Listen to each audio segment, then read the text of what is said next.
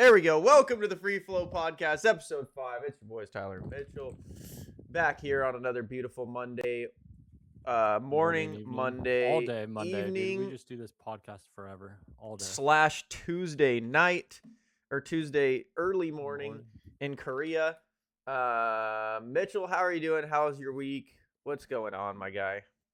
Dude, I'm vibing. I'm just doing my thing, chilling out, like, living life, nothing crazy. I travel in the sense of that I go to different destinations like every weekend, just like not far, but a couple metro stops away to try and see more of the city because I hadn't done anything until I had been here for until a month ago. Well, yeah, you've been grinding, so Yeah, and so I was like, I gotta get out. Every time it disappoints me, but whatever. whatever. I'll find something. At least you're seeing something new. Yeah, exactly. That's How good, about you, man. man? The Niners got absolutely waxed 41-6, so that was great. I saw the score yesterday, and I was like, oof. Honestly, here's my thing though. Like when it's like that, like the Niners dealt with so many injuries, they're playing with house money, right? And I'm not even trying to make excuses, but when when your team gets their ass beat like that, it's more of like confirmation. It's like, yeah, we were the worst team. We weren't healthy. We shouldn't have been there, and that was obvious. When I wouldn't say it's not that you don't deserve to be there. Like, it's not saying that. It's just like you're obviously not the best team going forward. Yeah, we were overperforming, and you know what? Like, bro, if it was a close game, I'd have been much more sad. Like, if we lost by like 3 points, I'd have been depressed. I'd be like, oh my god, I mean, bro. if you were like the Bears after, like I'd have been like, dude, oh my god. But like, bro, when you lose 41-6, it's like, yeah, I mean, we quite literally, obviously, we're playing with house money. Like, there's nothing to be sad about. Like, the first part of the game, I was like, oh my god, this is annoying. And then when the ass beating continued, I was like, oh, I'm just gonna turn this off and go play World of Warcraft. And that's what I did. I turned it off and went to play World of Warcraft. But the Lakers won last night, even with Luka not shooting the best. DeAndre Ayton continues to prove why he's like the most important piece on this team right now. Like, dude's going off. I don't know if this stat has changed, but as of I think like last week, I think I said it. It's like if he gets, I think 25 and 12, so I think it's more than 10 rebounds. Might even be 11. They were undefeated, 11-0 or something, and he's had a couple really good games in the last couple weeks, like in the last week.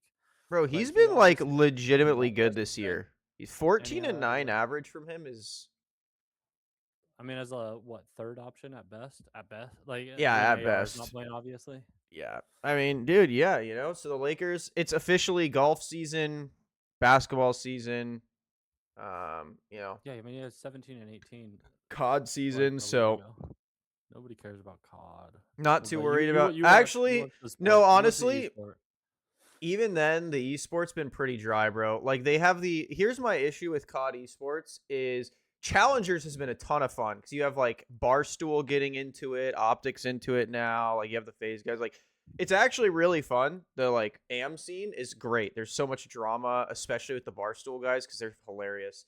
But my issue with COD, bro, is it is the fastest esport ever, bro. You're playing a best of 5 that could be done in 30 to 40 minutes. And then they have them playing 2 to 3 matches a day. So you could have days like a Friday be over in an hour and a half. It's like, bro, this isn't League of Legends. This isn't Counter-Strike where one match is like hours. It could be like 3 or 4 hours. Like COD is a tournament game. It's an arcade shooter. It's made to be played mass amounts. Like that's why dads play it because in an hour you could get multiple games in. Like 5 games in an hour. Basically. Yeah, like the esport needs to be the same way, bro. This whole 2-3 match day is stupid. You need like, bro, it's you got to go 8 to 10 matches a day. Like it's just boring. And actually, COD's been losing my interest, bro. Like Optic played yesterday. I didn't even watch.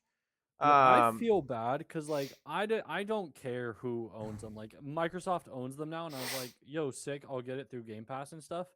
But also, COD has been trending down for years for me. Like I barely play it, and so the first year that they fully own it and like can make their money's worth, I have seen basically nothing about it ever since launch. Like no. I'll say this too, and this is how you know COD's trending downward. This is the best COD they have released in years. Like this That's one genuinely that is gameplay pretty wise, good too. yeah, gameplay wise, this is by far the best Call of Duty they have had in years. It's really fun. It has the perfect hint of nostalgia and new gen. Like they brought back some fun old guns. They have a lot of cool new ones. Like this is like if you're a Call of Duty fan, you should like this game. The issue is I think everyone's just burnt out on COD, bro. Like I think that's so many things because I feel like that trend exists across so many things where things are like the best that they've been, yeah. and people just don't care anymore. Yeah, Like I mean, bro, you can only burn your audience so many yeah, times. Like COD has been bad and bad and bad. Like people, you can make the argument, well, MW 2019 was the best selling COD of all time, but it wasn't because of COD. It was because of yeah, Warzone. And so it's like when people say that, like, and use the numbers to probably like, yeah, but you're using the wrong ones. Like if it didn't have a Warzone, or yeah. if Warzone was a separate entity, I guarantee you the COD multiplayer numbers would be like absolutely in the dirt.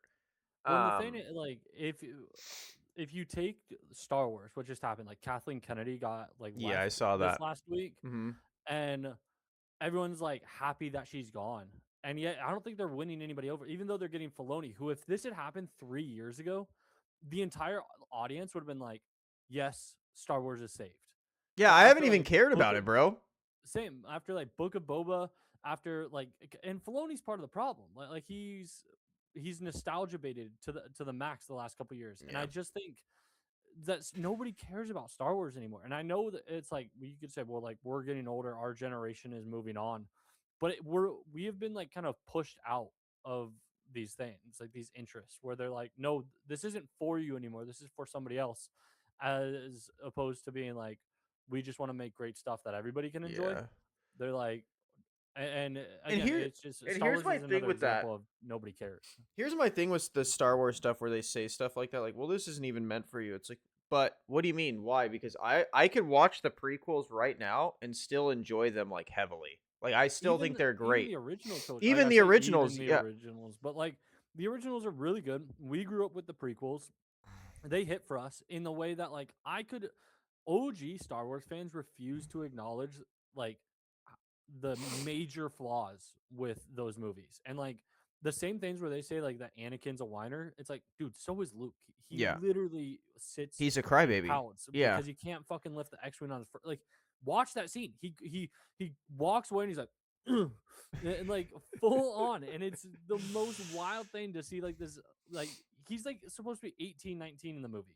And Yeah. it's like or it's not even in the first movie, it's the second movie. And but it's Yeah. like and that's one of the what people consider to be like the one of the best movies of all time, like the best Star Wars ever. And it's just like you guys look past that and ignore that. We like the prequels. I like the prequels because of the political stuff, honestly. Like as much as people don't like it, I think it expanded the world massively. Yeah. But then like the sequels just destroy everything. Yeah. And like I can't get into them. I fucking played the Lego Star Wars game when it came out, the Skywalker saga. Hmm. I played it all the way up to episode 6 and then never touched it again. I Yeah. rewatched Star Wars like a year and a half ago. I watched it up to the sequel trilogy. I watched The Force Awakens, which I don't think is a good film. And like it's just nostalgia baiting. And if you watch everything in order, I think it's very obvious to see that like this is literally the original trilogy but remade. Yeah. And then I like The Last Jedi. I know that's a hot take. People don't love it, but like I love it. But like The Rise of Skywalker, I will never watch that movie again. Like That that movie movie was just crushed my absolutely soul. awful. But That like movie was horrible. it just crushed my soul because it's like this is you have just ruined Star Wars. Yeah. And you know, and I know for you too, like I've been a massive Star Wars fan my whole life. Yeah. Like massive. That was my childhood. I have like the gold um VHS tapes at my mom's house, and I'd watch that shit every single night. And it just gets out and it's like, dude, this is so bad. Like how do you go from me being like a mega fan to I don't even care? Like Mando, the movie Mando comes out in like 2 or 3 months. Could not give a Yeah. fuck. Haven't watched Skeleton Crew, which I've heard is really good. Haven't watched it. Haven't watched the second season of Andor because again, or I just don't care about the universe anymore. Last year. Yeah. I don't care about any. I didn't even finish Mandalorian. I like and it was good. Like Mandalorian was good. Like I mean, the season 3 sucks, and it's not even Mandalorian anymore. And here's the thing, like another thing I had an issue with Star Wars was like the choreography sucked. Like I get in the 80s when the originals came out, the choreography was like, man, these are like heavy lightsabers and like minimal movement. But then that's what in lore, like in universe lore, like there's Luke was never trained to be like a fighter. So but anyway. Yeah, continue. And so it's like, but you could still appreciate it, right? Like it's the 80s. It's you're not expecting these high level choreographic CGI scenes, right? And then the prequels came out, and that's the ones I fell in love with, just because I thought the choreography was phenomenal. You had General Grievous's choreography, Darth Maul's choreography, you had Anakin and Obi-Wan's choreography. Like it was all amazing. And then I swear on my life in the sequels, they went back to the 80s choreography where it was like, we can't hold than that. Yeah, it was like, we can't hold lightsabers. And it's like the only good fight was the Rian Johnson directed in The Last Jedi in the throne room. There was not a single good lightsaber on lightsaber duel in that entire saga. There was not even one good one. Even when they brought back what was it? What was the show called? Anakin, who's the chick Kenobi? He was training. No. The chick he was training one. What was her name? He was training? Yeah, it was the chick with tentacles in her head. I'm blanking on her name. With tentacles on her head? Like, there's a clone. It was Rashida, not Rashida Jones. I think Rashida Jones played her. Ahsoka, yes. Okay, even it wasn't Rashida Jones, it was someone else, but Dawson. Rosario Dawson. Yes, that's who I'm thinking of. That choreography is horrible. Like that choreography is bad. Is she again in universe lore? She grew up during the Clone Wars, which it makes sense that they have the best choreography. Like there's the height of the Jedi. They are training. They're able to do it. But Ahsoka was like a dual wielding lightsaber. Honestly, a badass if you watch that show. And she was like all flips and acrobatics and stuff. And then obviously it's real life, and she's also 50. Yeah, that's what I was gonna say. I get it. You use the 50-year-old, but bro, use a stunt double. She still has the Force. Let's be real. And it's like that's what I loved about the prequels was the again. I'm never gonna poop on the 80s ones for choreography because they're limited in technology. But that's what the prequels did so well. Is the Force was so badass. Like they were doing acrobatics, they were jumping all around, they were using the Force to throw shit at each other.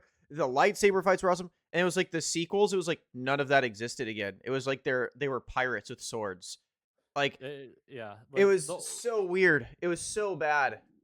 It literally ruined Star Wars for me in the sense of me too. They won in episode 6, but then the Empire and the bad guys come back bigger and stronger. The good guys are once again rebels who, even though they're supposed to be the New Republic and should have resources, have fucking nothing.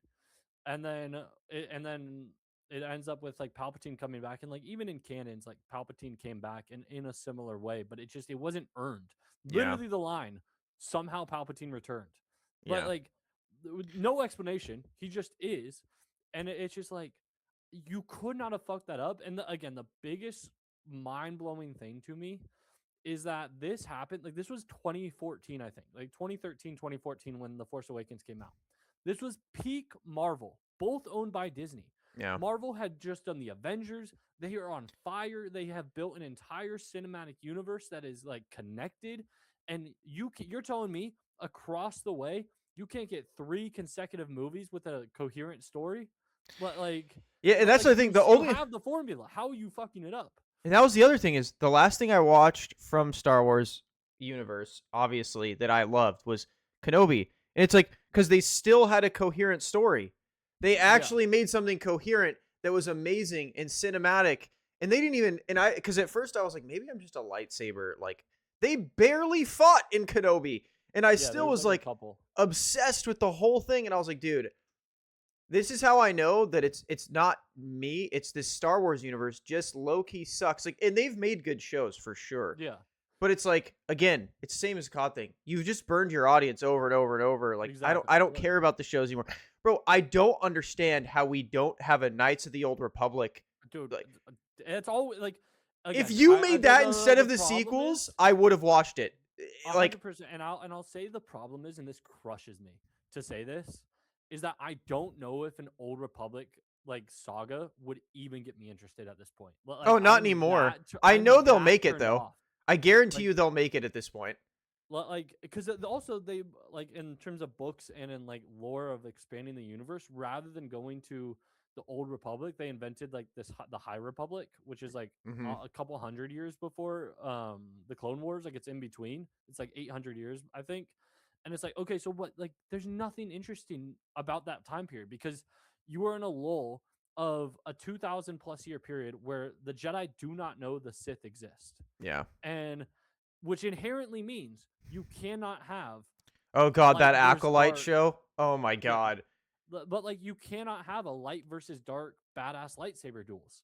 And it's like you just took that away by creating this universe. Whereas if you would just put this 200 years after the Skywalker saga, like removed from it, you could be like, oh, you could have done the exact same thing. Be like 200 years after Anakin and them beat the Empire, the New Republic has formed, and everything's kind of gravy right now. Like that would have been interesting because you could have taken it literally anywhere. We wouldn't know.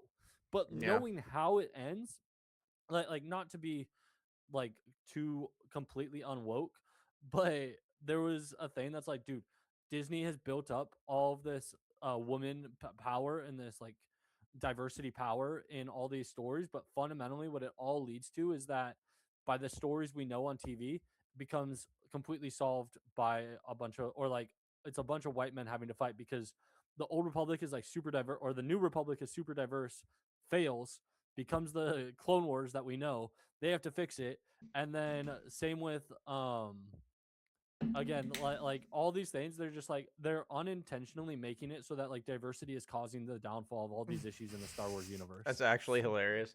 And I'm like, hey, you did it, not me. You did it, not me. Yeah, dude, that's my whole thing is like, bro, even the like animated Clone Wars, like you could just remake that into live action and that would be lit. You could have made Knights of the Old Republic, that would be lit. It's like they're like, no, we're just gonna keep riding this Skywalker thing until the lights go out. And it's not even a Skywalker anymore. I don't care what anybody says. Rey's not a Skywalker, so why are we dealing with this time period at all? Yeah, Skywalkers are dead. Palpatine won. That's simple. And I don't think they realize it. And like to your point, right? Marvel, like now they are obviously because their stories of like they did the same thing Star Wars did and just ran their stories into the ground. Yeah, but they never in the early movies hit and use nostalgia as like a piece. They're like, no, we're just gonna make badass movies in this universe, and they're gonna be good, and that's just what we're gonna do. And it was like it's crazy, like you said, that across the way they couldn't realize it. Oh, we don't need Mark Hamill and an 80-year-old Harrison Ford to drive the story. We have Adam Driver that could actually make a badass villain in Knights of the Old Republic or and people say Clone Wars, like that. Like you could have. Again, people say they want to blame Rian Johnson and be like, he butchered this. Dude, he set it up in such a way with, because they're like, they just introduced Snoke just to kill him immediately. You're telling me that with how unhinged Kylo Ren was, with like out of control, pure emotion, if he was the supreme leader of the First Order, that wouldn't have been the most amazing thing because you have no idea what that dude would have done. Yeah. I don't blame the director because the movies cinematically were fine. Like, I blame J.J. Abrams. I don't blame Ryan because I think he was the one that actually tried to push it forward. Again, I know the last people hate it, but he tried to push it forward, whereas J.J. was like, let's just make it what it was. I don't. Yeah, I mean, I can't really blame Ryan for it. J.J. Abrams. I don't know. The whole nostalgia trip just kind of ruined it all. Like they like you said, they literally just copied the prequels, sequels, whatever. They were because they were like the whole like, oh my god, you're my son, you're Han Solo's son, like to Kylo Ren is like, oh, that's gonna get him over. It's like, bro, we've seen this story, the I'm your father shit before every time. We don't need to see it again.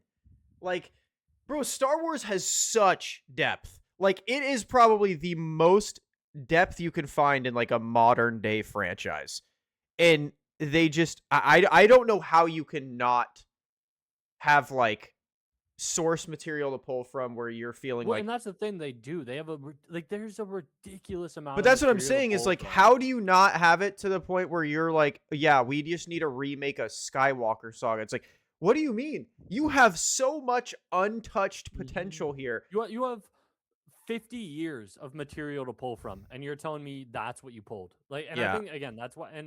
And people say like, oh well, people are gonna love the sequels the same way they do the prequels, like, and give it time. And I'm like, but they won't, because if you watch it, if you watch from episode 1 to 9, it takes a like the sequel trilogy makes it so that every single thing that happens in episode 1 through 6, none of it matters. And Rise of the Skywalker is Rebel 1 levels of bad. Like, that movie is terrible. It's yeah, it's so it has no place anywhere. That said, I hopefully you watched this movie. Did you watch The Rip? Okay, so I started it. We've been really slow on finishing it. But so I did get myself up to date on the dramas in the movie because I did see Matthew Damon basically talk about the issue Matthew Damon, full name, full with government with name. the with the Netflix movies. I did see the whole issue of them, which because I think I got to like Act 2 where they repeated the plot again. What do you think about that, by the way? Before we get into the actual movie, what do you think about that rule? Because I actually low key agree with Netflix. In terms of Netflix, it makes sense. Like, if you're not putting it in theaters, Yeah, it's like people are not paying attention to it on the same level that they do. And let's be real, like, people want to be like, this is fucking stupid. I don't think most people, even like even if you are intentionally watching it, notice that that's what they're doing, except for maybe the fact that it's been called out and they heard about that call out before. yeah, Because it's like they're not like, again, people are watching the movie and you're like, but they're telling me what's going on and I know what's going on. They're like, that happens all the time and shit. I like, not to, because this does kind of diminish what I'm saying right now, but like, it's so funny if you go back to like old Saturday morning cartoons, mm-hmm. and like if you watch something like Yu-Gi-Oh, like, and I'm using this because it's like the most blatant example of this. You will see in a 22-minute episode, every time they go to commercial, they basically replay the hand that the cards that they just did right Yeah, after the commercial, and but they do it differently. Like, it's not just like they have new animations, they yeah, have new dialogue, but it's the same thing, and it's like, so for me, it's kind of like, I get that undermines it in a sense, but it's also like, this has been going on our entire life, because that's yeah, 25 years ago. And so it's not something that I necessarily retain as I'm watching. When they're like, oh, they're saying it again, I'm like, I don't know. People say it all the time. Like, this is not new to Netflix. Like, this is literally like, yeah. this is TV, you know? My thing is, no matter how bad, yeah, you could say Netflix tries to make it. Matt Damon and Ben Affleck are you're gonna struggle to have those two make a bad movie, bro. Like they're 100%. just the Especially goats. together. Yeah. Yeah, Like, like they're they're so just good together. incredible. Like I'll even one up and say it's hard to find like a bad Ben Affleck movie. I know people hate on Daredevil. I still like it. Like it's I love stupid, Daredevil. The worst but Ben Affleck movie, and this has nothing to do with him, is like the DC universe. yeah, and even then, like I actually think like because obviously everyone rewatched the Snyder cut. I Rewatching, I'm didn't. like, wait, I thought that shit was so dumb the first time. I couldn't be bothered. like I rewatched obviously because of that, and I was like, damn, Ben Yeah. Affleck actually was low key a good Batman. Like he actually got costed, legit. So like this movie, from what I've seen, again, I've only gotten through I think Act 2, but it's good. Like it's actually good. It's a good Netflix movie. Is it something that in theaters I would go crazy over? Probably not, but it's still fun. It's still good. You know, I don't They were think in another movie recently, apparently on Apple TV. uh The Instigators I don't know. came out like last year, or I guess I 2 years feel ago like they're now. just collecting generational wealth at this point. They're like, all right, let's just take a bunch of deals like Netflix and Apple TV and I mean, they're making, dude. So another one I watched, that was I was disappointed originally that it went straight. It was supposed to be in theaters, and then it went to streaming, and it went to Apple TV.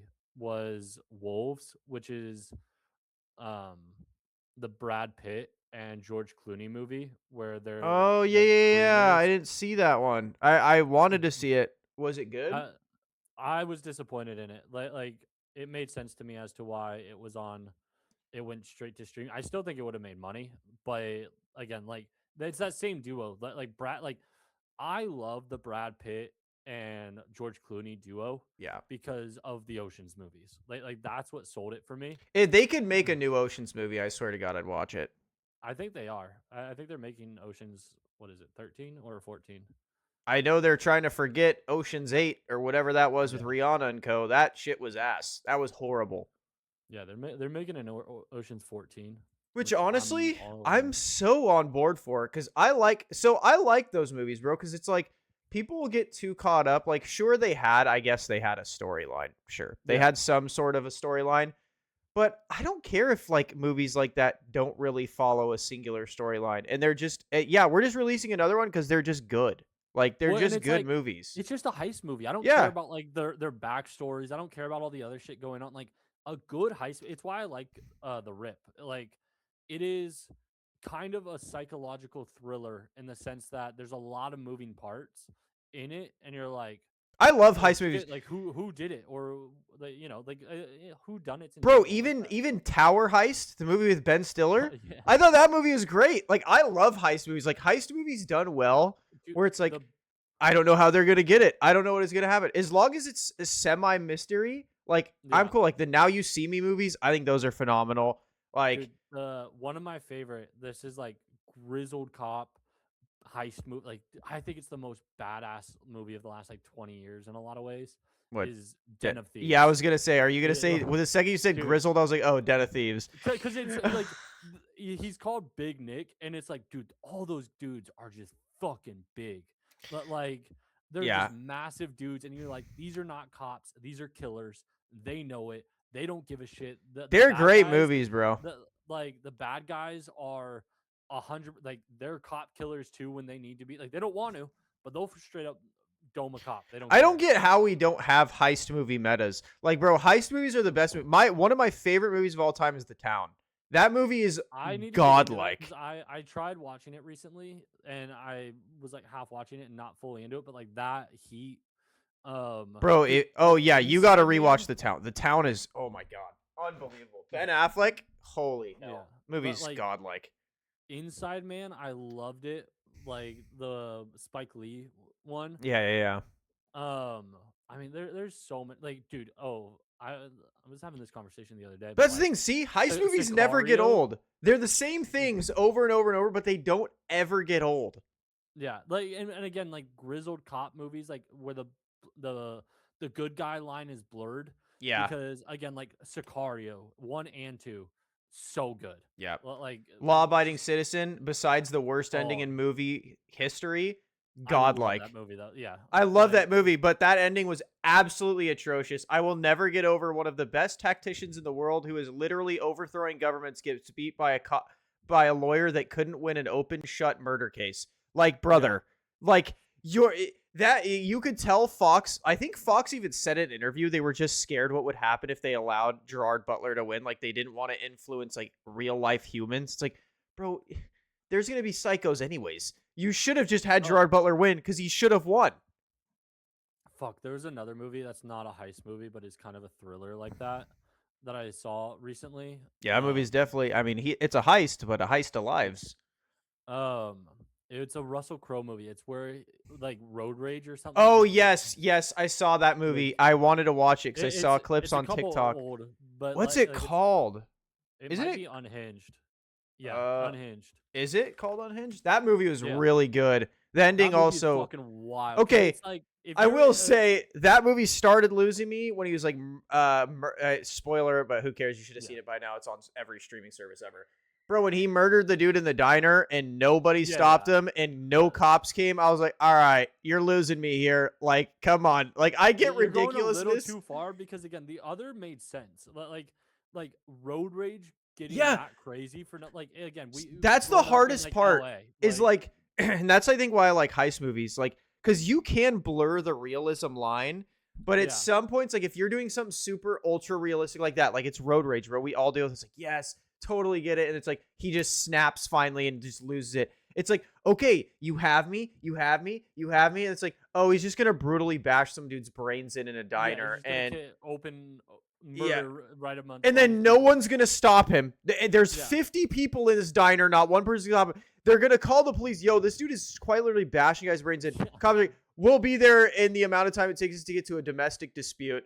Like, and then they can't find him, and he's driving the same car pretty much the entirety of the movie. It's like, all right, you're losing me. That was my only issues with the movie because it was actually a good movie. And Russell Crowe's a badass. I love this new Russell Crowe that he's doing. I think it's dope. I think he, like, again, some of my favorite actors throughout my life have been Russell Crowe and Gerard Butler, and I would love to see, like, they're probably not that different. I will say, I feel like Russell Crowe, now that I think about it, Russell Crowe low-key has been getting costed by bad movie ideas, right? Like, so that movie was great, and then they like started throwing you off with like super ultra unrealistic things. And then another one, Thor: Love and Thunder, like he was great, but it was like that movie was absolutely horrible. And so it's like he's getting costed, and he's actually so good in all of them, though. Like it's not a him problem. Yeah, no, he is another level of talent. Like he really is. He is unbelievable of an actor, like an unbelievable actor. And he's doing a lot of those exorcism movies, though. I haven't seen those. Have you seen those, like the Pope's Exorcist? Dude, I will never watch that shit. That shit freaks me the fuck out. I'm not gonna lie. I hate that shit so much. Yeah, like I don't know. I feel so bad for him because like you said, like he is incredible. And then you know what movie I haven't seen? Craven too. Like he was. Craven was actually okay. I watched Craven because you told me to watch it, and like just think of it as like it just Craven. Like just think of it as its own movie. Okay, that movie is actually good. Like I'm sorry, I don't know. Like it's not bad. What do people expect, bro? Like they're like, well, it's not realistic, bro. He is a dude that can crawl on walls. How can they make that look realistic? He's literally like, I was watching it trying to think like, and I caught myself too, like when he was running on buildings and stuff, and I was like, oh, dude, that looks bad. Like that's so unreal. I was like, wait. Of course it's unrealistic. He's a dude that's an animal. Of course. Yeah. Like he is a super, like he is superhuman, you know? Yeah, like Aaron Taylor Johnson and Russell Crowe in that movie were phenomenal. I genuinely think if you didn't have them in the movie, I would have been completely disinterested. Oh, 100%. And honestly, Aaron Taylor Johnson's been pretty good. Bro, he has been phenomenal. I want to see another Craven. Like actually, like I feel bad that he won't get one. Because I think he's phenomenal. I think he's getting caught in the Ryan Reynolds X-Men Deadpool. Yeah. Where it's like... and he was pretty good in 28 Years Later. He was solid in Nosferatu. Like, he was great in Bullet Train. That's literally the one I was about to say. He was so good in Bullet Train was low-key because that was a streaming movie, right? No, it might have been made for or it was a limited release that was pretty much immediately on streaming. That movie was phenomenal. That movie was really good. That movie was so, again, that's just Brad Pitt being Brad Pitt. Like love that. I love Brad Pitt who is willing to take fun roles. Like, Brad Pitt is low key, like he was always a good actor, but he's like low key elite now. I'm not gonna lie, like, but what like his diversity is pretty crazy like, recently. Bro, he was great in Kingsman. He's been great in the Knives Out stuff. He was phenomenal in fucking F1. I don't care. What he was phenomenal in F1. He was great in Once Upon a Time in Hollywood. Yeah, he was awesome in that. I don't even like Tarantino, but he was great in that movie. Like, bro, he in Bullet Train, like all these movies, like he's kind of low key killing it. I think it's this one. It was the one with, no, not that one. What was he was? There was one called The Counselor. He was in that he was good in. The Lost City, which is with Channing Tatum. Oh, and Sandra Bullock. Yeah, and then he was just like the hot, fucking super impressive dude. Was so good. Like he plays that like douchebag, but not an actual douche role. Like the guy you want to hate but end up loving. He plays that role so well. Bro, he's been honestly phenomenal. Like I can't lie. Like he's been on a generational run of movies the last decade. Like it's kind of nuts. Oh yeah. And I loved him in F1. People didn't like him in F1. No, I think they did, but I think that's one of his potentially like best performance. I am so I think he was bro. amazing. F1 is how you know the movie theaters like are just killing movies because that movie has no reason to not be way more hyped than it is. That movie was phenomenal. I think it made like a lot of. I think it made big bucks. Like it was. Oh no, it made pretty shit movie. Yeah, that's what I'm Or saying. no, Like, it didn't. It didn't do bad. I was seeing the 200 mil. It made oh, 631 mil. So okay, like good. it should have been $1 billion movie. Honestly, like Yeah, that movie was great, but, dude. like I watched it in regular, and then I watched it in IMAX because I was like, I need to see this in IMAX. Dude, the sound alone is just unbelievable. I just like you have to see that in IMAX. Like you need the surround sound of like the F1 in your ears, just going. You know. yeah, dude. Like, I say the last decade. Even if we let's include the last 11 years. He was also in The Big Short in 2015, which he was great in. He had Moneyball around that yeah, time. 2011. Yeah, dude. Like Fury, damn, bro. Okay, Brad Pitt might be like top 5. No bullshit. No, I mean he's been a phenomenal actor. Like I think you're not realizing how high he's been rated forever, but like he has an incredible run of movies that, like I said, is very diverse. Like yeah, it's not like he's playing the same characters. Like I mean, fuck, think of like he Meet did Joe Black was 2 World War insane. II movies between Inglorious Bastards and Fury, and think of how different he is in those roles and how well he played each of those. Yeah, bro. He's the GOAT. I don't know. He's better than Leonardo DiCaprio. We're saying it here. I don't know about that. Leo's kind of absurd, but I will say I love. I'm not like how we just said about Brad Pitt. We love the like making fun of stupid movies, having fun with themselves. I think Brad Pitt. I think Leonardo DiCaprio did an amazing job of that in One Battle After Another. Like that was it just being like an idiot, weird dude. Yeah, like dude, he did such because usually his roles are like really ultra serious, like especially lately when he's been just on his beast run. But like Wolf of Wall Street, One Battle After Another, like I love because it's like him having fun acting.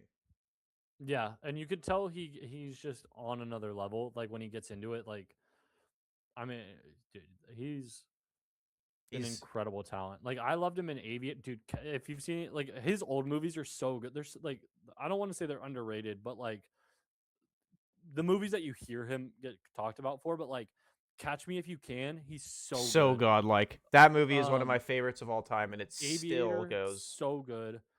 Romeo and Juliet, honestly stupid, but like he's really good in it. And then I've not seen like all of it, but the parts that I've seen with him in The Basketball Diaries is unbelievable. Even Don't Look Up was pretty good for a streaming movie. Yeah. Like, I haven't seen One Battle After Another. I was thinking that's what you were talking about when you said no, One Battle After Another, bro. Yeah, no, you haven't seen it? Benicio del Toro. No, because I haven't gone to the movie since I came here. I think it's on streaming right now. It might be. It's on. Yeah, it's on Prime and HBO. Is it really? Yes, bro. It's godlike. That'll be on the list this week. It is godlike. It's so good because he's basically like the plot is basically he's just this guy that's I think it's finding his daughter, but he's just horrible. Like he's just like doesn't know what he's doing, and he's just bad at everything, and everything's always going wrong for him, and it's hilarious.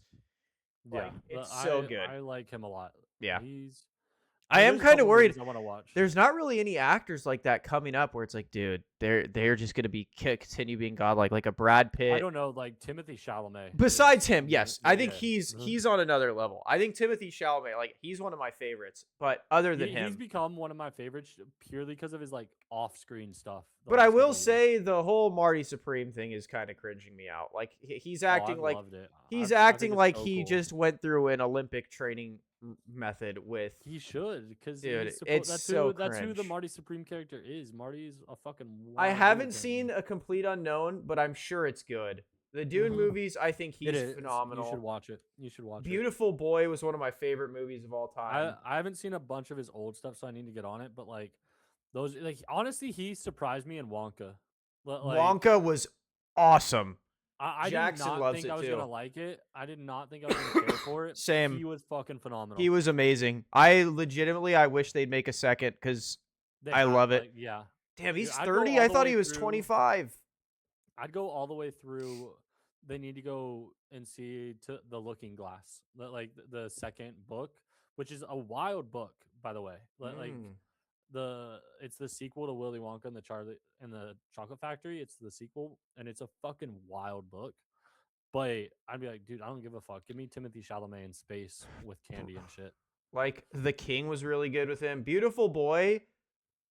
That's the one with Steve Carell, right? Yeah, if you have children, don't watch that movie. Me and Caprice were literally crying for half of it.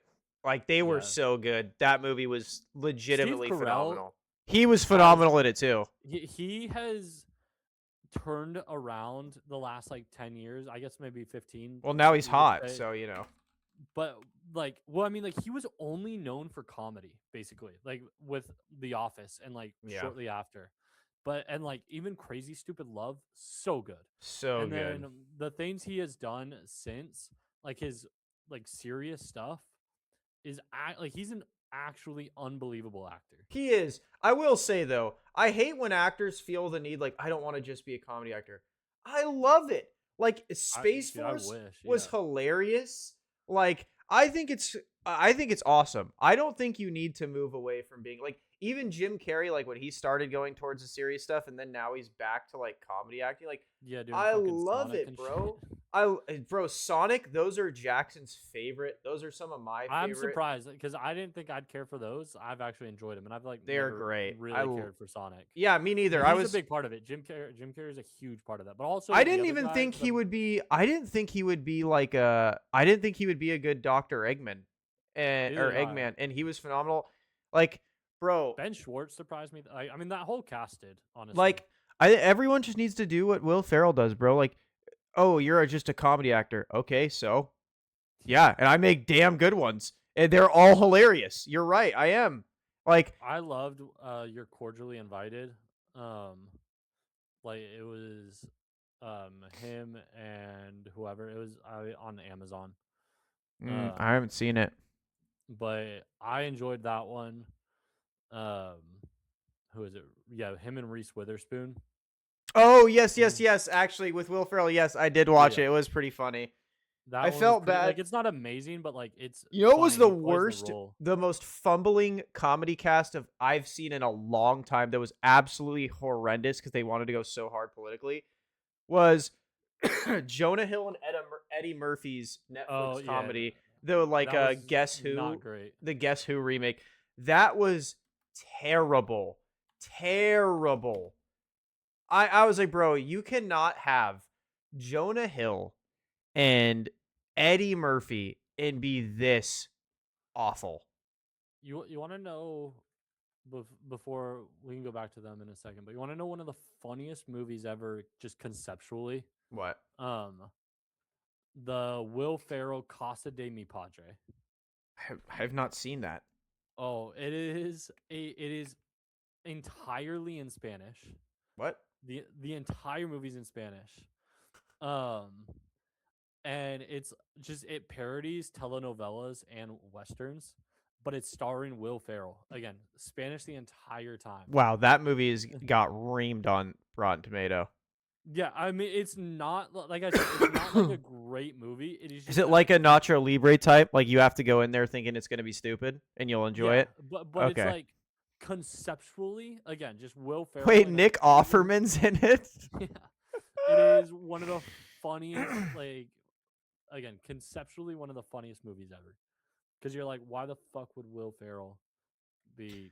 Bro, I also love Will Ferrell and Kevin Hart movies. Like Get Hard was fucking hilarious. Kevin Hart, people like hate on him because he's popular, but dude, he plays his role. He knows his role, like you said, of like sticking in your lane. He is so good in the. Oh my god, in all like the voice acting movies he does, all the animated movies, but The Secret Life of Pets. Oh yeah, I love it. He's so funny. He's really funny in that. Yeah, dude. Like, and I actually like his comedy, like drama movies. Like The Upside is amazing that he does. Like I thought he was really good in that, like talking about comedy actors going to like serious roles. I thought he was phenomenal in The Upside. And then he did one about his daughter, like him losing his wife during childbirth. I'm blanking on what it's called. Fatherhood. That's what it was called. Yeah. That one was really good from him. Um, and then yeah, I mean he's just hilarious. I think the ride along movies are hilarious. Jumanji's hilarious. Like I love him with The Rock, and I love him with Will Ferrell so much. Yeah, I mean, like, in him with like badass dudes, because again, like him with like Ice Cube is just so good for the same reason, you know, because it's Ice Cube's just like the most serious person and Yeah, wants to fight and fuck you up, and Kevin Hart's just tiny little dude. what's up, Rage MC? We got someone from the stream that's typing to us, Mitchell. So say what up to Rage. What up, guy? Yeah, dude. Wow, we've gone on with movies for 45 minutes. I did not expect us to be going on movies for 45 minutes. I mean, that's what we do, though. That's why we're free flow. We talk about literally whatever. I love movies, too. And Mitchell, guys, I always call it, so every time I see a movie that I am 50-50 on, I told Mitchell he needs to make this like a TikTok. I always ask him for the Rossman review, at least before, because now Mitchell's, he's slacking a bit because he's not at the movies as often. I mean, yeah, so to put in perspective, to give a little background, last year I missed two months, like in 2024, because I was abroad for 2 months in Singapore, and I ended up seeing over 60 movies in. Oh! No! Bro, the government was trying to shut you down. Rotten Tomatoes is trying to take you out right now. 2024, I missed 2 months, still saw over 60 movies in theaters. This year, or 2025, I left in August, and I saw over 50 movies in theaters last year. Yeah, but, Mitchell sees everything, bro. 100. Like any movie that you're like thinking of, like he's seen the ones you don't even care for, like the Winnie the Pooh murder movies. And dude, I love those. They're so fucking good. The first one's awful. The first one is truly fucking awful, but you have to watch it to watch the second one, because the second one is so good in comparison that you were like, this is the perfect movie. So like I always go to Mitchell, like if there's a movie I'm like, I don't know if it's that good. I'll always like movies like Craven that are like popular but not. I'll always message Mitchell, I need the Rossman review. Hit me with it. And because you're asking me for this, like I don't do it just in general, but it's like my reviews are kind of like, they're not crazy in depth. It is just like, is the average person going to enjoy this movie? And if they, and how do they enjoy it? In the sense of like, all right, it's a fun movie. Turn off your brain, you'll enjoy it. Yep. Versus like, no, you can be like, no, this is actually. But that's what I like about the Rossman reviews, because it's real, in my opinion. Like I love like either dumb movies or shit you can just turn your brain off and enjoy. Like give me the blockbusters. I like, for me, that's what movies are about. Like blockbusters, having a good time. If I want to watch the best fucking movie ever, like honest to God, the fact, it kind of surprises me that this doesn't happen. I know Oscars have to be in theaters, but like nobody sees most Oscar movies. Like if you look at like the names of Oscar movies and then you look at their box office, if you take best film every year, I don't think they hardly ever collectively make over like $50 million or $100 million. Like people don't see these. And so it's like, those are the movies, in my opinion, that need to just go to your living. Those are streaming movies, because they're movies that don't need a big fucking screen. And you can be like, this is a really good fucking movie. Yeah. But then the movies that should be in theaters are like events and stuff that like Fast and the Furious movies, bro. Yeah. Exactly. Like everyone hates on them, but it's like, bro, if you guys just like, I don't know how people haven't done this. More of these movies have been ridiculous Avengers style movies than street racing at this point. So I don't understand how we're like, these are street racing movies. They are quite literally not. They are had 3 of them. They had 3 of those, and one of them was a spinoff at the time. Yeah, they tied it in just cause Tokyo Drift wasn't even really a Fast and the Furious movie. Yeah, like, and it's like, dude, they like if you just 4 that they fucking took a vault out of Brazil and were driving it along the street. That was like 4. Like people want to act like that was real, bro. At the end of the day, if you like, I know they said they're gonna go back to street racing in these movies, which I think if you throw it in, cool. Like, but bro, Fast and Furious movies, if you are still like, bro, but the story, what story? Like, there isn't one. There hasn't been one ever. Show me the most wild shit with a car that you can do. Like I have said, because again, you got to stick with me, stick with what you're saying, in the sense that like if you turn off your brain, these are the greatest movies ever, and that we had said, oh, they're gonna go to space, and they're like, no, that's fucking ridiculous. That's stupid. What are they gonna do next? Time travel? No, they don't have to. What they need to do next, and this is possible because by the way, two of these things are possible that I could offer, but the next one is the one that needs to happen. You know what studio does Fast and the Furious, Tyler? What is What's Fox?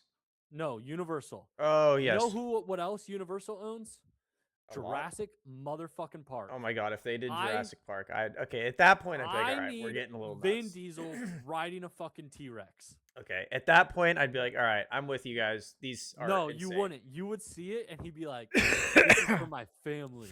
And he jumps off a cliff in his car, jumps out of his car, spread eagle, climbs on the back of a T-Rex, and is just running through. Tell me that wouldn't be the greatest cinematic experience of your life. I'm actually no. So like, here's the thing. Fire.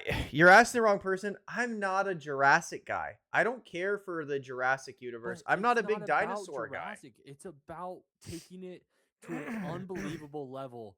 And again, it would piss all the like pure Fast and the Furious fans off, and for that reason alone.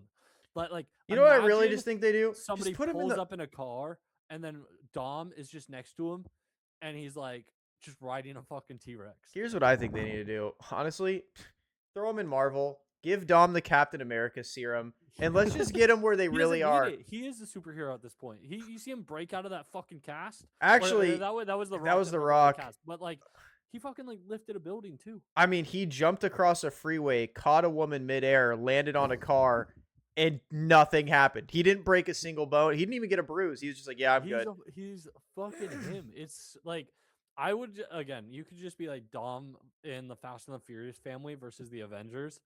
And it's like Batman with Batman with preparation. It's like there's no way he'd win, but he's gonna win anyways. Yeah, dude, he has plot. He has family. Thor may have a lot, but Loki's dead.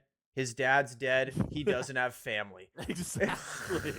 And then at the end, you just see that like the big muscles them like grip each other. You know, like they're like Dom would pick up. Thor. He would fucking grab. He'd have Mjolnir in his hands instantly because you know he's pure. And he'd look up and say, "Family," and start beating ass with it. Oh my god, that'd be hilarious, dude. He'd be like, "I am Groot." Those families we are Groot. Or those movies are actually so funny. I'm very curious how they're gonna do this street racing thing.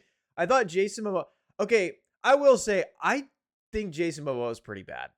I don't like his character in like any of his movies. Dude, he's a weird dude. Like he doesn't lean into just being this big, attractive, massive dude that can sell movies. He keeps being this like a weirdo. I don't want to be like, or kind of a loser. Like if you've seen a movie, that's my thing. Is like, why is he always like dressed as a woman with like painted nails? I don't understand it. It's like he's making fun of how like masculine he's supposed to be, like how masculine he looks by like either feminizing himself or just being weird. And it's like, you have star power written all over you. Like what are we doing? Like he's a badass, like Chief of War. Like it's just like he has like in whatchamacallit in Game of Thrones, he's like a badass. In Aquaman, he could have been a badass. Like I don't know why. He does like what was the other movie he just did? It was like a Slumberland on Netflix. Oh yeah. Like or that movie or that show. I think it's a show, See, where it's like that blind thing. Like, bro, he's a badass, and then he does these movies where he's like painting his nails and wearing pink, and like I don't really get it. I'm really excited for him as Lobo though. That's gonna be badass. I mean, he's wanted it the same way that like Ryan Reynolds has wanted.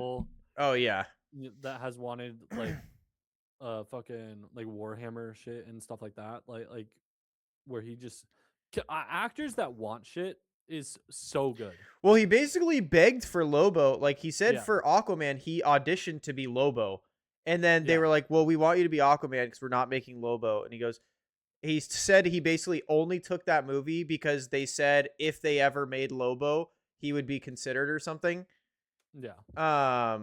Which in my opinion, I think that could be badass. I mean, James Gunn's probably gonna make it some comedy Guardians of the Galaxy. I think that needs to be a kind of dark movie because he's like a badass. Like Lobo's a badass. Yeah, James Gunn's on Fraud Watch. I'm not gonna lie. Like Superman was good. Don't get me wrong, but it doesn't matter because the whole time I was watching, I was like, oh, like he's just Star-Lord. Like, well, and I will say I enjoyed Superman more than I thought I would. But yes, I did. Supergirl looks like Guardians of the Galaxy. You were right when you said that. Like, yes, it does. Even Superman it was just like I liked it because it's like a different take on Superman. So like I could enjoy it a little bit more. But it's like, bro, okay, now I've watched Guardians. Now I've watched Peacemaker, which is also the same shit. Now I've watched Superman. Now Supergirl is just going to get way worse and more harsh critics, and everyone's going to be like, oh, it's because she's a woman. No, it's because this is the 4th iteration of Guardians of the Galaxy I'm about to see, and I'm getting over it. The people she's fighting in that movie genuinely look like the Ravagers. Yeah. Like they look exactly like the crew that Peter Quill in Guardians that Star-Lord runs with. And I get it. Like Lobo's going to be in it. I hope Lobo gets his own movie. But I'm really hoping we kind of like James Gunn starts the movie. I know he won't for Supergirl, but in the movies, like, because he's supposed to do the whole DC universe, right? Yeah, he's like the head, whatever. I'm really hoping we just like move away from at some point. Like, if he does like what's he gonna do for Batman? Like, haha, gotcha, evil guy. Robin. I mean, they could slap his ass. Adam West. They could do an Adam West Batman. Like he might be doing that. Come slap his ass, Robin. It would like be him. Oh my god, this guy just farted on me, and I'm Batman. It's like, bro, like, all right, come on, like, let's move forward. Like, come on, like, do something different, because he's on Doc Rivers' watch for me, bro. He's starting to just get carried by the same team over and over and over, and we're getting over it. But I am excited to see him as Lobo because I think Lobo's so badass. Lobo's the one in Injustice 1. I loved Lobo. I thought it just because he's such a cool character. Yeah. Like, I don't even know much about him, but just like he is objectively cool, you know? Yeah, he is. I love the cigar. I love it all. Even though James Gunn's probably going to make some weird, lame dick joke about it in the movie, and I'm going to be like, all right, this is lame. But hopefully he doesn't. Hopefully he lets Lobo be Lobo. But all right. Since, we're at an hour pretty much on just movies, let's get to some sports before we come out, because I know people want to hear our sports takes. Every week we come with a little update, We're not going to talk about the Niner game. We already touched on it. It was an ass whooping. Don't care. We're not talking football anymore. I went 1-1 in terms of what I said. The Bears lost, even though... dude, we were 100% with that. Like, I only chose them because they sucked last year. But you had said, awful team, amazing comeback, has one of the greatest plays by Caleb Williams in the last decade. Like, that was a great... He threw it 26 yards behind the line of scrimmage, which is like the longest since I think like 2006 or some shit. Yeah. Like the longest. It was great. Behind the scrimmage. They end up losing, and then the Patriots won, which I'm not a Patriots fan, kind of disappointed in that sense, but they won after something. So let's touch on the Caleb Williams thing. Yeah. Caleb Williams is very fun. I have watched him since literally high school. Literally, because he was going to Oklahoma. I loved Oklahoma at the time. Caleb Williams is a lot like LaMelo Ball. He is very good at the hardest shit possible. And I'm not saying attitude. I think Caleb Williams has a much better mentality than LaMelo. But it's the play style. The hardest shit in the world to possibly do on a basketball court or on a football field, they can make that shit look easy. It is like a... LaMelo cooked DeAndre in a couple nights ago. Yeah, dude. Like, crossed him and then took 4 steps back to the... Yeah, like, the hardest thing in the world... It's easy for them. It is second nature for these guys. Like that throw. Yeah. But then you watch the remainder of the game. And it's like, hit an open receiver. Can't. That's an interception. He threw 3 picks. And a lot of people are blaming DJ Moore because he ran a lazy route in the overtime pick. Whatever. He had 2 ugly picks. Yeah. Like, and his completion percentage is in the 50s. Like, he is very bad at the easy stuff. He is very bad at just like, I can rely on the system. He also can't put touch on his throws. He throws it 150 miles an hour every time he lets go of the football. And it's a problem. If he could just get better at the easy shit, which is so crazy. Like, bro, if he was even half accurate, like, he doesn't have to be the most accurate guy in the world, just semi-accurate and just semi-good at taking what the defense gives him, the Bears would steamroll teams. And I'm rooting for the Bears. I love the Bears. I think they're an awesome franchise, awesome fan base. Had a family friend that was a Bears fan that passed, so I always root for them. And I love their coach. And Caleb Williams is fun as fuck to watch. Like, people think I don't like him. I'm just criticizing him because I know how good he can be. Like, he has the talent to be. The next level is not some gigantic leap. It's literally like, bro, you just do your 2 + 2s, and then you could do your physics while doing those. Like, it's insane. He's Oppenheimer level rocket scientist that can't do basic arithmetic. It's insane. And the Patriots, bro, these guys have had, this is the easiest Super Bowl run I have ever seen in my entire life. They had by far the easiest schedule. Their strength of schedule was so much easier. The win percentage of the teams they played was a 0.38 during season.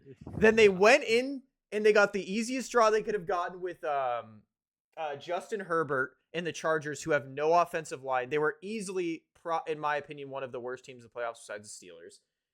And then they played the Texans with CJ Stroud, who was absolutely horrendous. Horrendous. Yeah.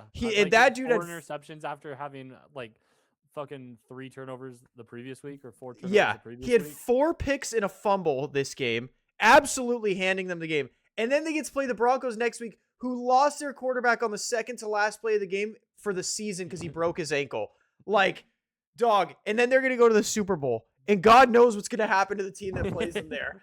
And like, they're just like, the team should just show up. Whoever, if they make the Super Bowl, whoever shows up should just, like, everybody, like, you know how teams will like dress in black and be like, oh, it's a funeral? They should just all dress in bubble wrap. Bro, literally, just like, be like you have a priest get up, you dress in bubble wrap. Just be like, we're just going and gonna do all this. And listen, I love the Pats because Drake May, he came out same class as Caleb Williams. I said the whole time Drake May was the best quarterback of his class. I have luckily been proven right. Like all of my quarterback takes, Drake May is a god. This guy is like you'd love him. He's legit like a Luka equivalent, just not European. He just does everything right. He does everything right. He doesn't have a lot around him. He can elevate them. Like, he's just so fucking good. Like, he's the opposite of Caleb Williams, except actually, no, he's not, because Drake May is just as talented. Drake May, like, his team's been built the opposite way. They've focused on defense and given him basically fuck all. Whereas on the Bears, they have built an offense that anyone could succeed in around him. But that's not to take away from Caleb Williams. He's also ridiculously talented. But Drake May, dude, he's just phenomenal.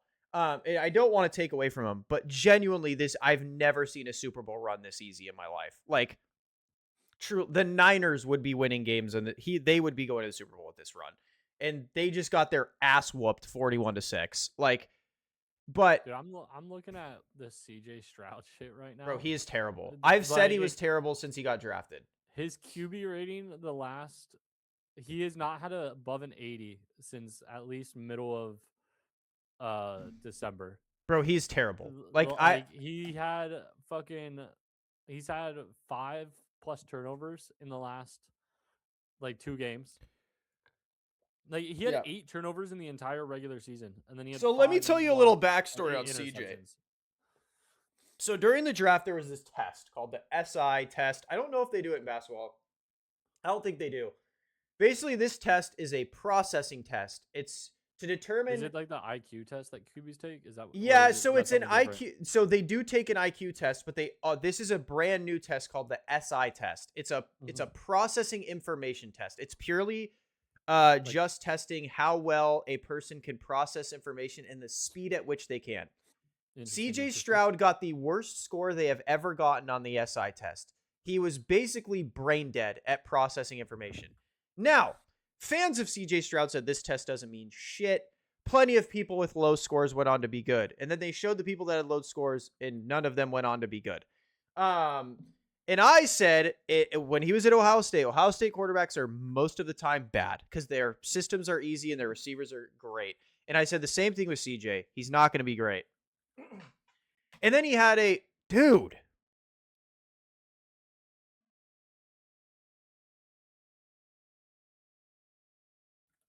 Bro, we keep losing you. I know. It's all good. I'm back. And so CJ did horrible. Never have done as bad, blah, blah. Then CJ had a good. People make it up to like this. He had one of the best rookie seasons ever. He really did. He played good, like had a good to great, I guess, rookie season. But if you actually watch it, his issues were processing, right? So it was every time he was under pressure or under duress and blitzed heavily, the dude like legitimately looked awful. But because a lot of the time he wasn't, because when you're playing rookies, you're trying to figure out what they're good at and what they're bad at. So they don't really know that yet. Yeah. Whatever. So then he he had his whole great rookie year. Everyone propped him up to being great. And I was the hater that said, no, dude, he's still bad. And then everyone was memeing on that SI test. Oh, this test doesn't mean shit, right? But what I said was he played a playoff game that rookie year, and he looked absolutely awful in it because he was under duress the whole time. I was like, watch, teams are going to realize it. Then came his sophomore slump, and he looked awful last year in sophomore year. Awful. And, excuses up the ass, like, is this person's fault, injuries, this, that, blah, blah. And I was like, no, it's not. Watch, he's just bad. And then this year came, and he has still been awful. And these playoffs happened, and he's still been awful. And the only thing they changed was his offensive line got a bit worse. So what does that mean? He's under duress. He has to process information faster. Yeah. And he can't. He is stupid when it comes to processing information. And so, like, everyone memed on that SI test, and now the SI creators are like, yeah, see? We weren't lying. This dude doesn't know what he's doing. And so that's the background of CJ Stroud, is people propped him up to be the next great superstar, and your boy never faltered. Well, I mean, shit. Well, some people are just not built for it. They don't, which is crazy because, like, the NFL, like, quarterback position has always been, like, these dudes are wildly smart. You know? Yeah. CJ Stroud is wildly not. And so now, okay, we got to get to basketball. We have to at least touch on it before we go because, people come to us. GMs watch us. Palinka watches us. He messaged me the other week. He was like, guys. I get calls all the time from players and coaches, and they're like, bro, why aren't you talking about us? Or Doc Rivers' agent messaged me. He's like, guys, please stop. You're tanking his value around the league. And I said, he's doing a good enough job of that himself. Yeah. So let's talk about it, man. The Lakers, we are still struggling. We got our ass whooped by the Blazers, ass whooped by the Hornets, ass whooped by the Kings, ass whooped by the Spurs. It's the fact that they give up ridiculous threes, like a ridiculous amount, and they don't have the shooters to match in. Like the amount of times where I see like Jake LaRavia is so hit or miss. He is really great or he isn't. Like kind of same with Rui. The only consistent players we really have are LeBron and Luka in terms of like they're gonna score points. But like Luka again, like I love Luka, but he will sometimes shoot like 4 of 17, and then other times he's like 14 of 20. Yeah. And then like LeBron is not as consistent as he has been, but he's still like he's been phenomenal like the calendar year, the last like month and a half. Mm-hmm. I know what you're saying though. But like it's just you never know where you're getting production out of, and more often than not, you're not getting production out of anybody outside of those top two guys. And like DeAndre Ayton's obviously like he's been playing well. I think he's been so good. But like when it comes to scoring beyond these like top 3 or 4 guys, like it's nothing. And they're just JJ's struggling. He's like, who the fuck do I put out there? Nobody can make a shot. Because speaking on that, I actually, so me and you are big JJ Redick fans. We actually like the hire. Do you think this is a JJ issue or we do not like this guy, a Palinka issue?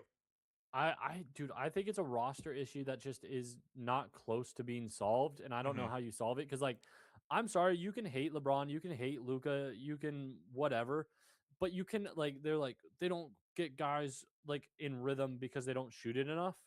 I'm like, okay, I understand that maybe these guys aren't getting 8 to 12 shots a game when they play with them, but the shots that those two players create are better than any shot that any other NBA player in the league is getting for their team. Mm-hmm. So I don't care if Jake LaRavia gets fucking 4 shots a game. Those 4 shots are better than the shots that everybody else that But like other also, stars get their players, and they need to fucking hit them. and At a this is decent what I'm rate. saying. Like, who are people comparing it to? Like when they say that, like the Thunder don't do that. Yeah, Shea and Chet take the heavy majority of shots. Like, and then every couple games you have a couple other players that get in on it. Like they get hot and they shoot a little bit more. yeah, but I don't get why people are saying that. Well, it's impossible. Okay, well then with that logic, it's impossible for any team to ever get in rhythm because every team with 2 stars, Yeah, like a star do and a the half. same thing, bro. There's only so many shots you can take. And I agree. They're gonna go to your best players. I saw this tweet and I really wanted your take on it because I actually really, really agree with it. I'm trying to find it real quick before I like right now the Celtics have 4 players shooting over 10 shots a game, but if Tatum was back, wouldn't be the case. Same with the Thunder. But again, like one of them's at 11 and hasn't played as many games. And then the Lakers have 3, but they have DeAndre at like just under 10, Rui at 9. Like, yes, their best players are shooting, but like their guys are still shooting like 8 times a game, which is literally what your 4th, 5th, and 6th options shoot. Like those guys are getting the same amount of shots as everybody else. Like if you are the 4th best player on a team, you are getting like 9-10 shots a game. Yeah. If you're the 5th, 6th best player, you're getting anywhere from 6 to 8 shots. So like to say that they're taking out a rhythm, it's like your best player gets 20 plus shots. If you have 2 great players, they're not getting 25. Instead, they're getting 20. Yeah. And then your 3rd best player is getting 15. And so here's the tweet I wanted to. Oh yeah, happy MLK Day, by the way. I can't believe we didn't even start the show with that. So here's the tweet. The Lakers should consider moving everyone on the roster except Luka Doncic, Austin Reeves, LeBron James, and Marcus Smart. Now, I took that another level, and I said Luka and Reeves are the only players you build around. LeBron James needs to go. What is your thought? Because in my opinion, here's my thing. And this isn't a hate LeBron. I have actually grown to appreciate LeBron since he's been a Laker. And I think a lot of problems that are blamed on LeBron are not LeBron's fault. I think my reasoning for moving on LeBron is the value he can bring you from a trading aspect and a moving him aspect. Not value as like, oh, we let go of LeBron finally. It's more of some teams that are trying to win today this year will probably give you a couple things or at least some good picks that you can then use to maneuver other trades, or you can use them in a big 3-team trade to build someone around Luka. I think what the Lakers need to do, and I don't even think it would be that hard if you moved a lot of players except for Luka and Reeves, would be you need to hit a quick reset. You need to start getting them. Quick one. Yes, like a quick one. That's why I'm saying LeBron needs to go because he's the only way you get. If you keep LeBron, Reeves, and Luka, you're not going to get a reset. Well, what am I going to give you for DeAndre Ayton, bro? I mean, the thing is, I don't think that LeBron's market is all that high. Like, I don't think you're getting a ton back for him at this point in his career, just because he's old. Yeah, I think he plays another year. He looks like he could play 2 or 3 more. In all honesty, but I don't think another team is going to be like. So another way to frame this, Trae Young got traded, and they didn't even get a 1st-round pick. Luka got traded, got 1 1st-round pick. I saw a tweet saying that Ja Morant might be getting traded, and it was like a 2nd-round pick and some guy averaging like 12 points a game. I can't blame them for that. Dude's an idiot. But it's like I thought it was insane when Rudy Gobert and Paul George got traded for a combined fucking 11 1st-round picks. Yeah. It makes no sense to me. But this makes just as little sense now. And I have no idea what the fucking trade market looks like. Like it is hard to gauge for sure. Those are what these guys are getting for. I'm like, well, what does 41-year-old LeBron get? Like Yeah, I I don't know. get that. Like if we were looking at pure talent level, not worried about like extra, like I'm saying extracurriculars, but like just again like age and stuff like that.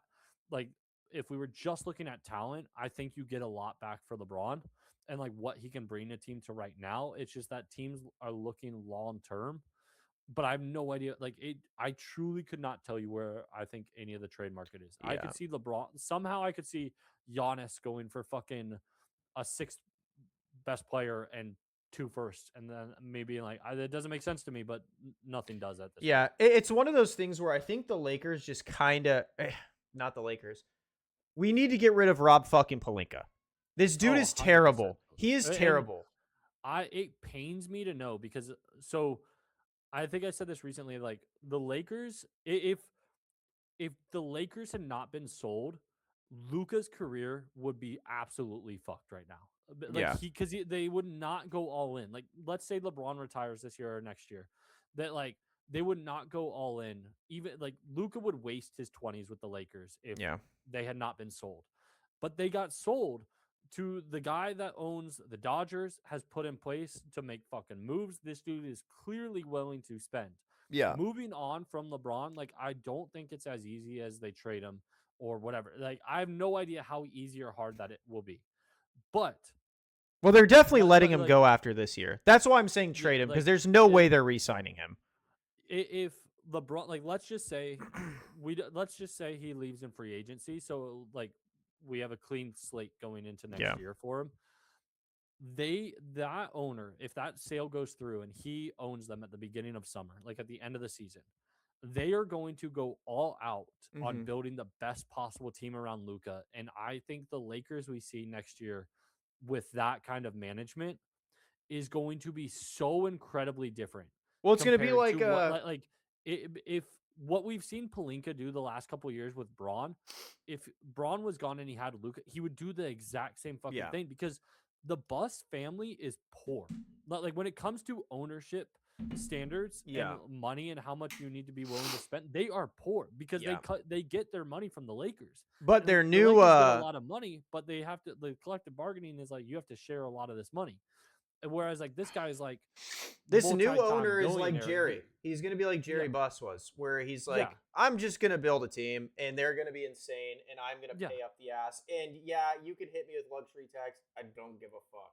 Exactly. Like he's just going to spend, and it's like I wish they had this owner 4 years ago when LeBron was still fucking LeBron, because I'm confident they would have won at least one more in that time with a competent front office.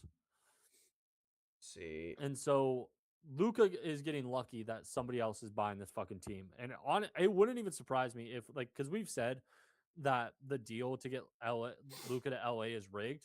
I could also 100% see Adam Silver being like, Buss family, you have done nothing with fucking LeBron here. Sell your fucking team, because if you guys do nothing with Luka, you are going to cripple this entire fucking league. So here's the interesting part, right? I'm looking at free agents. So you have player options, obviously LeBron, but he's not coming back. I don't think there's a single chance he has it coming back.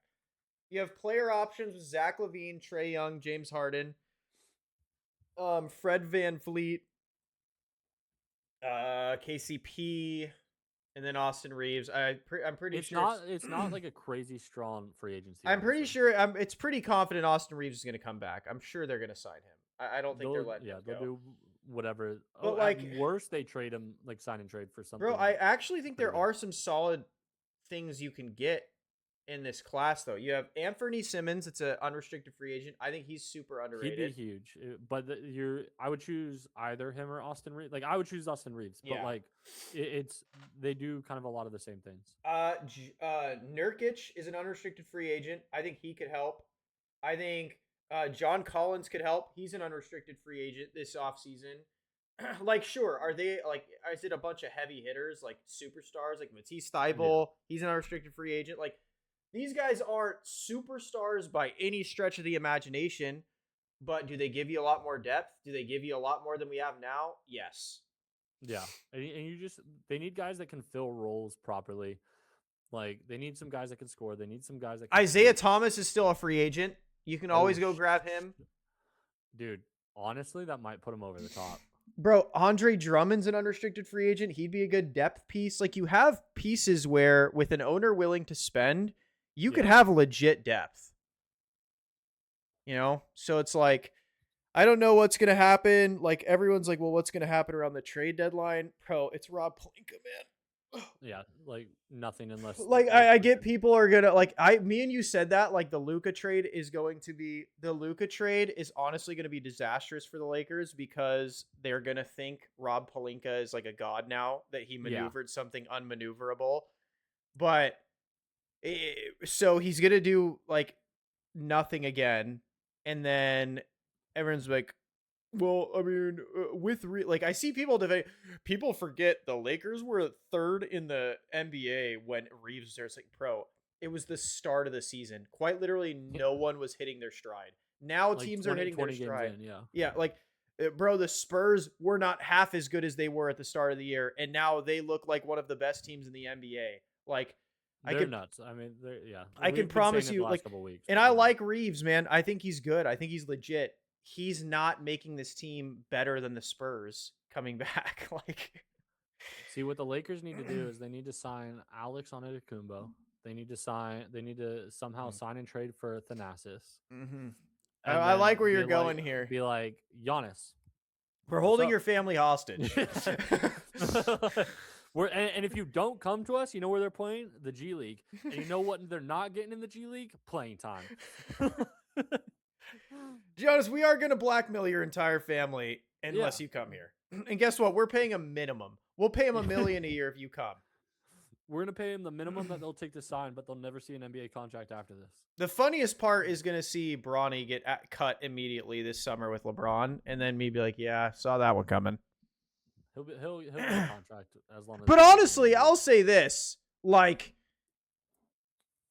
if the kid knows how to shoot a three, which I don't know if he does, because that's the one thing I told him to work on in the offseason, and he's not listening. He could find an instant spot on this team. Yeah, I mean, I think he'll find a spot. He's still young. He's like just turned 21. But I'm confident 21. He'll find his way onto a roster spot at some point in the next year or so. And honestly, it could be that like LeBron and him not being attached could be the best thing for Bronny's career. Like, I have no idea, but I do know Bronny works, so that's what they all say.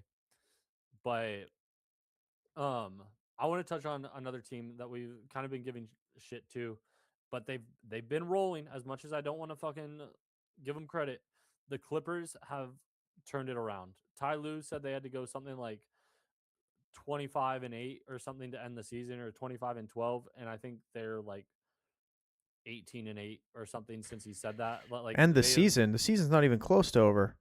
They were horrendous. Yeah. Oh wait, you are not kidding. These guys have, let me see, 1, 2, 3, 4, 5, 6, 7, 8, 9, 10, 11, 12, 13, 14. They've won 12 of their last 14. God. Yeah, damn. and he said that they have to win. They have to finish their season with like some ridiculous record that made like no sense. What do you think has changed? They've just been like, what's his name? Kawhi has turned in, like, he's been a good scorer when he's needed to, but like he's become like a phenomenal scorer this year. James Harden has been balling. He shot 2 for 15 from 3 yesterday, and they won. So I don't know. Maybe it really was the fact that they needed Norman Powell back. Like, that's what they said. We didn't believe him. No, I figured it out. I know what it is. They got rid of Chris Paul. They're giving heavy minutes to Kobe. If you've got a Kobe in LA, you're gonna win games. So that's it. I figured it out. You're good.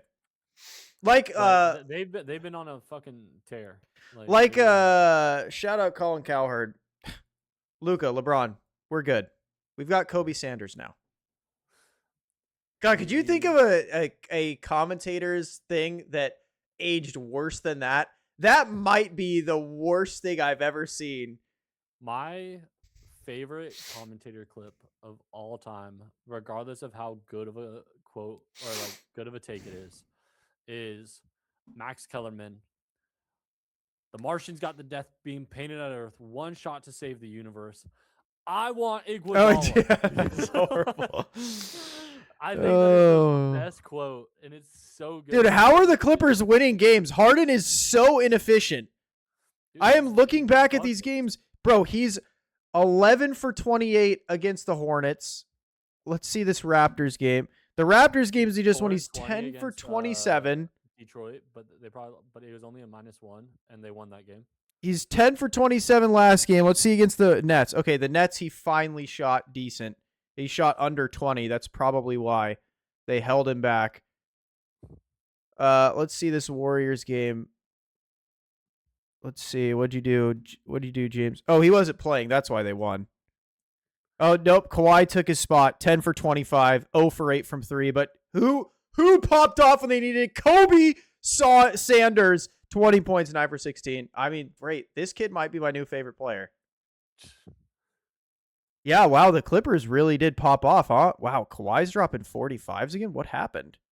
No, yeah, he's been balling. They have done. He's injured now. Kobe's on the team. Did I just see that correctly? Wait, Kawhi's. Oh, he heard it. Yeah, I mean, it's not surprising. It is Kawhi Leonard, so it wouldn't be Kawhi Leonard if he didn't get hurt. On the team, by the way. They have Do Kobe they? Brown. I mean, bro, if you're stacking Kobe's, like, you can't lose. Like, yeah, but I mean, hey, good for them.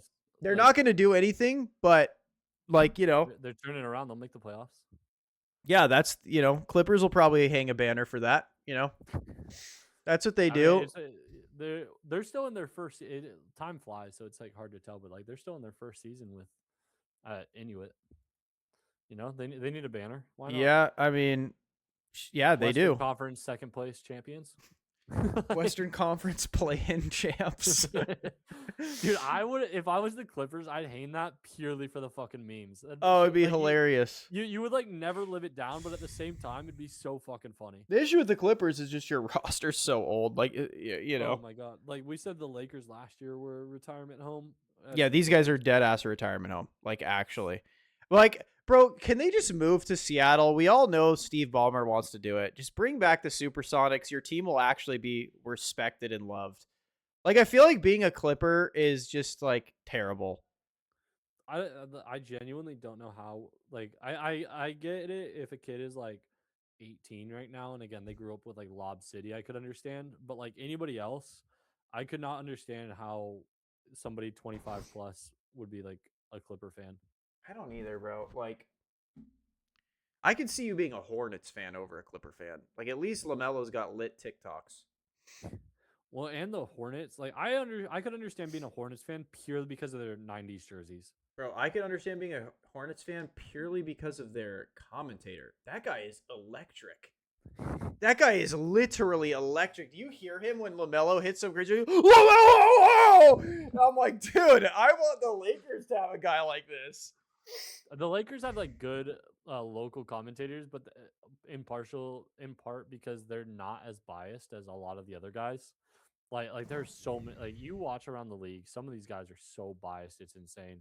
But bro, give me guys are a little bit, but they give credit where credit's due. I know you'd hate this, but I'd love to hear Chuck and Charles or Chuck and Shaq commentate a game. Oh, I'd love it. Maybe if it was like you hate them. It's so hilarious. Put them on the fucking the Hornets versus the fucking Nets color commentary and hear them just be like basketball's fucking horrendous for 2.5 hours. Bro, I would love to I love his Galveston stuff. I need more Galveston women. You gotta go down there, bro. You gotta see. I will never go. Chuck's ruined it for me. I'm not gonna go to San Antonio or Galveston. San Antonio, the Riverwalk is pretty nice. Those big women down there.